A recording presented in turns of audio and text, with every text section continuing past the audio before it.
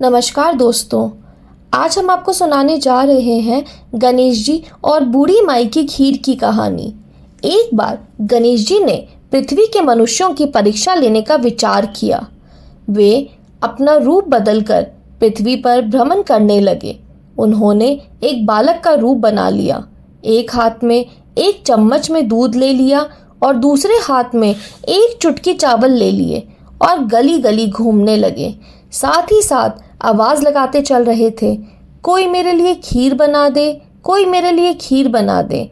कोई भी उन पर ध्यान नहीं दे रहा था, बल्कि लोग उन पर हंस रहे थे। वे लगातार एक गांव के बाद दूसरे गांव इसी तरह चक्कर लगाते हुए पुकारते रहे, पर कोई खीर बनाने के लिए तैयार नहीं था। सुबह से शाम हो गई, गणेश जी लगातार घूमते रहे। फिर एक बुढ़िया थी। शाम के वक्त वह अपनी झोपड़ी के बाहर बैठी हुई थी। तभी गणेश जी वहां से पुकारते हुए निकले कि कोई मेरी खीर बना दे, कोई मेरी खीर बना दे। बूढ़ी माँ बहुत कोमल हृदय वाली थी। उसने कहा, बेटा इधर आओ, मैं तेरे लिए खीर बना देती हूँ। गणेश जी ने कहा, माई अपने घर में से दूध और चावल लेने के लिए बर्तन ले आओ। बूढ़ी माँ एक कटोरी लेकर जब झोपड़ी के बाहर आई तो गणेश जी ने कहा, अपने घर का सबसे बड़ा बर्तन लेकर आओ माई। बूढ़ी माँ को थोड़ी हिचकिचाहट हुई, पर उसने कहा, चलो बच्चे का मन रख लेती हूँ। और अंदर जाकर वह अपने घर में से सबसे बड़ा पतीला लेकर बाहर आई। गणेश जी ने चम्मच में से दूध पतीले में डालना शुरू किया।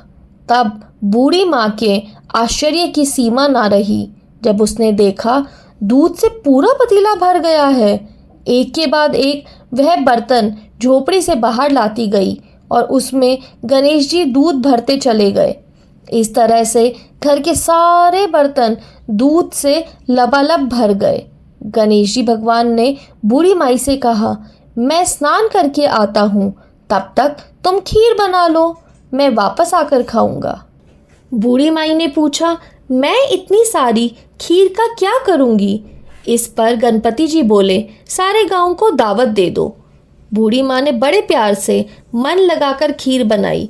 खीर की भीनी भीनी मीठी मीठी खुशबू चारों दिशाओं में फैल गई। खीर बनाने के बाद वह हर घर में जाकर खीर खाने का न्योता देने लगी।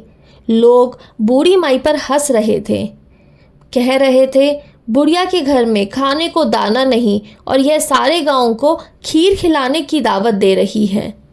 लोगों को कुतूहल हुआ और खीर की खुशबू से लोग खींचे चले आए। लो, सारा गांव बुढ़िया के घर में इकट्ठा हो गया।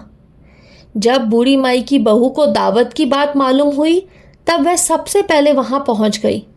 उसने खीर से भरे पतीलों को जब देखा तो उसके मुंह में पानी आ गया। उसे बड़ी ज़ोर से भूख लगी हुई थी। उसने एक कटोरी में खीर निकाली और दरवाजे के पीछे बैठकर खाने की तैयारी करने लगी। इसी बीच एक छींटा गिर गया और गणपति जी को भोग लग गया। गणपति जी तो प्रसन्न हो गए। अब पूरे गांव को खाने की दावत देकर बूढ़ी माई वापस अपने घर आई तो उसने देखा बालक वापस आ गया था। बूढ़ी माई ने कहा, बेटा खीर तैयार है, भोग लगा लो। गणपति जी बोले, माँ भोग तो लग चुका है, मेरा पेट पूरी तरह से भर गया है, मैं तृप्त हूँ, अब आप खा लो, अपने परिवार और गांव वालों को खिला दो। बूढ़ी माई ने कहा, यह तो बहुत ज़्यादा है, सबका पेट भर जाएगा, इसके बाद भी यह बच जाएगी, खीर का मैं क्या करूँगी? इस पर गणेश जी बोले, उस बची हुई खीर को रात में अपने घर के चारों कोनों में रख देना। और बूढ़ी माई ने ऐसा ही किया। जब सारा गांव जी भरकर खा चुका था, तब भी ढेर सारी खीर बच गई। उसने खीर के सभी पात्रों को अपने घर के चारों तरफ रख दिया और जाकर सो गई। सुबह उठकर उसने क्या देखा? पतीलों में खीर के स्थान पर हीरे, मोती, जवाहरात भरे हुए हैं। वह बहुत खुश हुई। उसकी सारी दरिद्रता दूर हो गई थी और वह आराम से रहने लगी। उसने गणपति जी का एक भव्य मंदिर बनवाया और साथ में एक बड़ा सा तालाब भी खुदवाया। इस तरह उसका नाम दूर दूर तक प्रसिद्ध हो गया। उस जगह वार्षिक मेले लगने लगे।